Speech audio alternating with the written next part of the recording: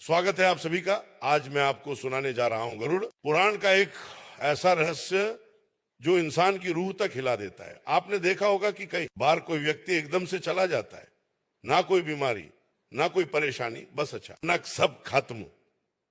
हम कहते हैं ये तो अकाल मृत्यु थी, लेकिन क्या आपने कभी सोचा है ऐसा क्यों होता है? आखिर कौन सी वजह है कि किसी की जीवन रेखा अचानक रुक जाती है? गरुड़ पुराण के अनुसार मृत्यु तो हर किसी के जीवन का सत्य है, लेकिन अकाल मृत्यु यानी समय से पहले मृत्यु किसी ना किसी गहरे कर्म का परिणाम होती है।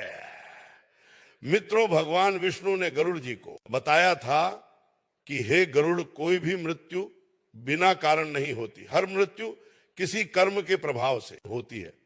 अब सवाल उठता है कि वह कौन से कर्म हैं जो इंसान को अकाल मृत्यु की ओर ले जाते हैं। दोस्तों, गरुड़ पुराण में बताया गया है कि जब कोई व्यक्ति अपने कर्मों में असंतुलन पैदा करता है, अपने धर्म और कर्तव्य से जाता है, तो उसकी आयु घटने लगती है।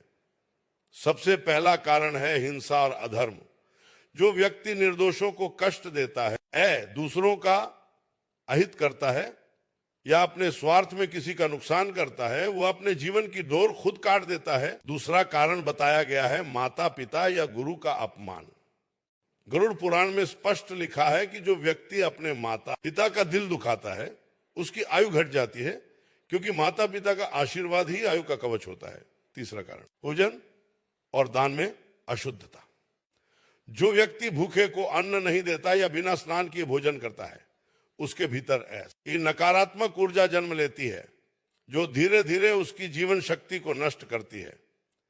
चौथा कारण है अत्यधिक क्रोध और अहंकार।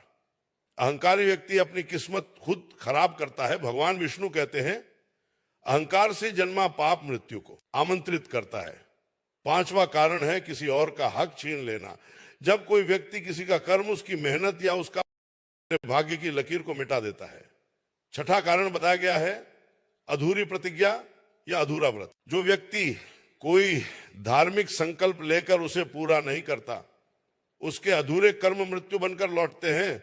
और सबसे भयानक कारण है आत्महत्या। मित्रों, गरुड़ पुराण में इसे अपूर्व पाप कहा गया है। जो व्यक्ति स्वयं अपने जीवन का अंत कर रहा है, वह आत्मा अगले कई जन्मों तक भटकती रहती है। उसे ना शांति मिलती है ना मोक्ष। अब आप सोच रहे होंगे कि जब किसी की अकाल मृत्यु होती है तो उसकी आत्मा के साथ क्या होता है। मित्रों, गरुड़ पुराण बताता है कि ऐसी आत्मा तो तुरंत यमलोक नहीं जाती, क्योंकि उसका कर्म अधूरा होता है। वह आत्मा कुछ समय तक अपने प्रियजनों के आसपास भटकती रहती है, अपने अधूरे कार्यों को पूरा करने की कोशिश करती है। कभी वह स्वप्न में दिखाई देती है, कभी हवा के झोंके में महसूस होती है, कभी किसी पुरानी खुशबू में अपना एहसास छोड़ जाती है, क्योंकि वो आत्मा ये बताना चाहती है कि उसका कर्म अधूरा रह गया है। यमराज के दूत भी ऐसी आत्मा को तुरंत नहीं ले जाते, वे उसे समय देते हैं ताकि वो अपने कर्मों को समझ सके। भगवान विष्णु कहते हैं अकाल मृत्यु आत्मा की पुकार होती है कि मैं अभी अधूरी हूं। इसीलिए दोस्तों, जब कभी कोई संसार छोड़कर जाता है तो उसकी आत्मा अपने घर, अपने प्रियजनों के आसपास कुछ समय जरूर रहती है। लेकिन गरुड़ पुराण हमें डराने नहीं बल्कि जागरूक करने आया है। उसमें उपाय भी बताए गए हैं जिससे अकाल मृत्यु से बचा जा सकता है। जैसे प्रतिदिन स्नान और ध्यान करना, क्योंकि शुद्ध तन और मन ही आयु का आधार है। हर सुबह ओम नमो भगवते वासुदेवाय का जप करने से कर्म दोष मिटते हैं। दूसरा, माता पिता की सेवा करना, क्योंकि उनका आशीर्वाद यमराज को भी रोक देता है। तीसरा, भूखे को अन्न देना और दान करना, क्योंकि दान मृत्यु के दोष को भी टाल सकता है।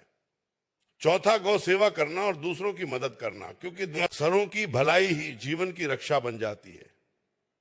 और सबसे बड़ा उपाय भगवान विष्णु, शिव या अपने इष्ट देव का रोज स्मरण करना, क्योंकि जो व्यक्ति भगवान का नाम लेता है उसकी मृत्यु भी शुभ होती है, अकाल नहीं।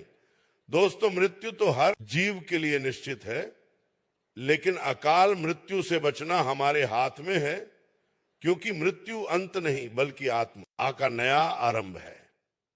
जो व्यक्ति अपने कर्मों से जग को रोशन करता है, वो मरकर भी अमर रहता है, इसलिए जीवन को धर्म, करुणा और सेवा के मार्ग पर चलाइए। अगर आप रोज सोएं कि अगर आज मेरी आखिरी सांस हो तो क्या मैं संतुष्ट हूं, तो जीवन का हर दिन पवित्र हो जाएगा। गरुड़ पुराण हमें यही सिखाता है कि मृत्यु से नहीं, अधर्म से डरिए, क्योंकि अधर्म ही अकाल मृत्यु को जन्म देता है।